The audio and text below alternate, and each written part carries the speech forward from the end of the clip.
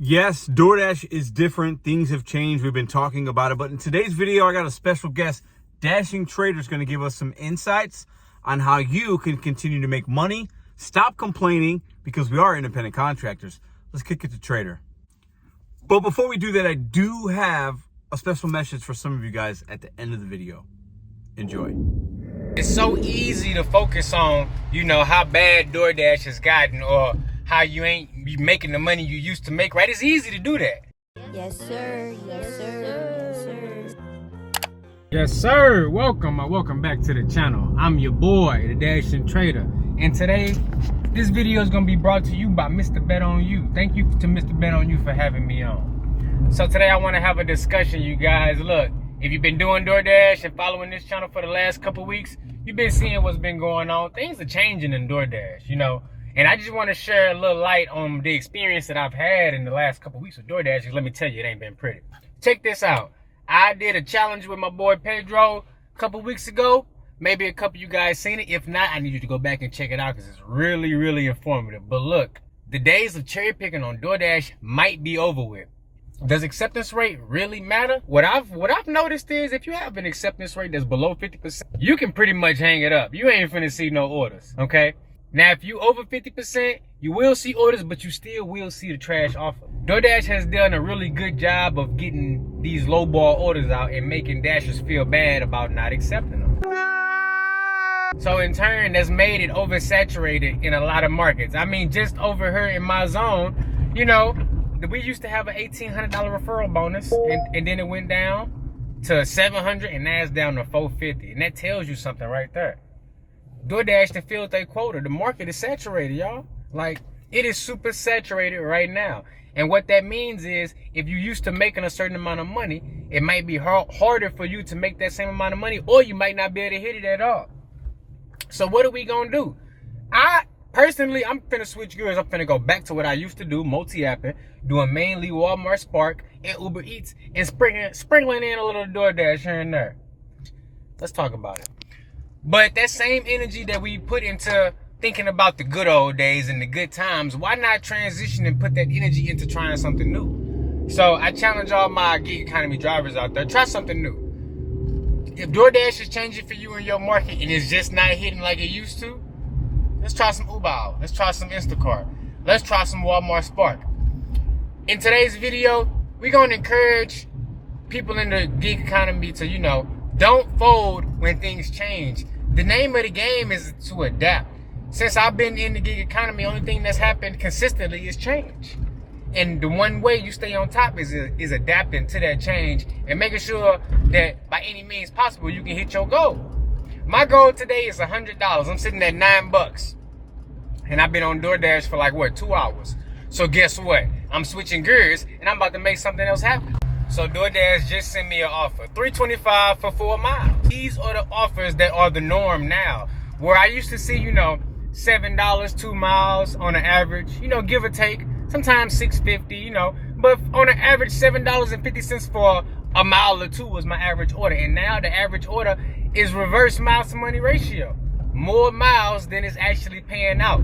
And these things all come down to the changes they've made with acceptance rate and diamond order. So, as independent contractors, as we like to call ourselves, free workers, whatever, you got to make decisions and make choices based off what's happening around you. And right now, this is what's happening. DoorDash has figured out a way to get these lowball orders out and to get more of them out than ever before, honestly. So here on this channel, we don't like to complain. We don't like to make excuses. We like to push forward and get results. What kind of results are you going to get if you just sit up there and complain about it? Or conversely, if you take $2 orders in an hour or three $3 orders in an hour, you're not going to make no money. That's the point. So what you going to do? You going to be like, my man's right here? You know what I'm saying? No, don't be like my man's right here. You got to make a decision for yourself and you got to get out there and get it. You can't sit up there and beg for a better order. You can't sit up there and beg to be in this program or in that program. You got to make a decision for yourself. And me, I made a decision that, you know what? I'm not going to sit up here and deal with DoorDash for right now. I'm going to let everybody else deal with this, and I'm going to switch gears, and I'm going to open myself up to more opportunities, which is my other apps. And that gets right into my next point. more opportunities. So I would first encourage you to download multiple delivery apps. If you prefer food delivery, I would recommend you download Uber Eats, Grubhub, Postmates, just to name a few. And if you're feeling, a little bit frisky, you can try some grocery delivery too. I recommend Walmart Spark. Instacart is also good.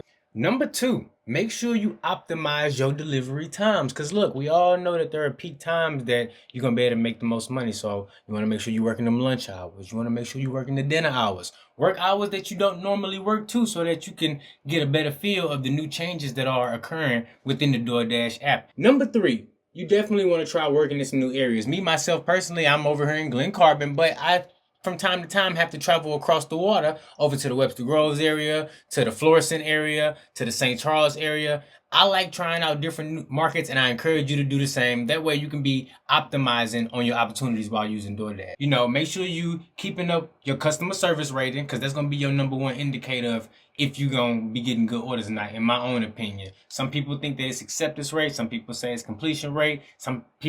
I think that if you keep your customer rating as best as possible, that's your best chance of getting the best order. And last but not least, make sure you're networking with other drivers in your community, because you never know what opportunities could become available to you, like Curry or Rody, or you could meet different drivers and they may be aware of different apps that you may never heard of before, and it could be an opportunity to fill a spot or make some profit with an app that you haven't tried in the past, and now you don't have to give all your time to DoorDash. So look, we can go on and on about this, but the point is, if you're not making the money that you used to make with DoorDash, try something different. Try downloading some different apps. Uber, Walmart, and Grubhub are the 3 that I recommend top of the list, but there are plenty others out there. I mean, you can even take it all the way to cargo van business, even to dog walking, even to babysitting. So do what works for you. Make sure you stay motivated. And look, thank you to Mr. BetonYou for having me on, and I'll see you in the next one. Well said, trader. Listen, the gig economy will continue to change. Apps have certain seasons. We will see differences, slowing down, more dashers, oversaturation, different programs that will prioritize or not prioritize, manipulate or not manipulate. At the end of the day, you are responsible for the money you make. Let me say that for everybody in the back and for my people across the state lines. You are responsible for the money you make, whether it be on DoorDash, whether it be your side hustles that you have, your other apps that you have. You set the tone and the pace. Now, the apps are going to feed you orders. And if they're not good, you have to change and adapt and be willing to try different strategies, different miles to money, different this, different that. You control that. Get rid of an app if it's not good. Try a different one. The days of expecting things to just come to our phones in the gig economy are over. We got to adapt, and we got to keep pushing, and we got to find out. Here, look.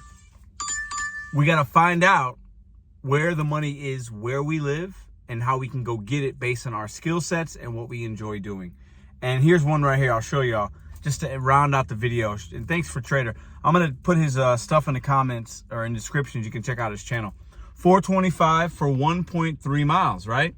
It is $3.24. I'm done for the day, but I keep the apps on as I'm driving home if something pops in. Taco Bell. Listen, a lot of you guys wouldn't take that. I got 10 seconds. Because, hey, it's not great, but I'm going to take it because part of my adapting is if it's profitable, the miles to money's good, and it's from a place I know I could knock this order out in 10 minutes, it's $4.25 I didn't have before for minimal effort. Put the pride, put the ego to the side. Go get your money. Go get your money. Go get your money and adapt. I almost forgot. I'll probably do a standalone video, but the information you'll see on YouTube, the perspectives, the earnings, this, that, blah, blah, blah. Everything that I do on this channel is 100% authentic. I share everything with you guys because I understand that I have a responsibility to be as real as possible. And I do daily videos every single day. Nobody else makes videos how I do in this gig space with the consistency and showing you guys everything. All the information you will see on this channel will always be authentic, real, will never be, there will never be misleading information, misinformation, times that are fudged, earnings that are fudged. You will never see that on this channel, ever. Because I understand I have a responsibility to give you real results. And then you go out there and you make it your own, and maybe it works in your market and maybe it doesn't. But at the end of the day, everything you will see on this channel will be real and authentic. And I do it every day, so you can't fake that. And there's no editing. I don't spend 30 hours to edit a video. Everything is real and raw as it can get in this gig space. So just remember that. If I show you something, it's 100% fact. See you later.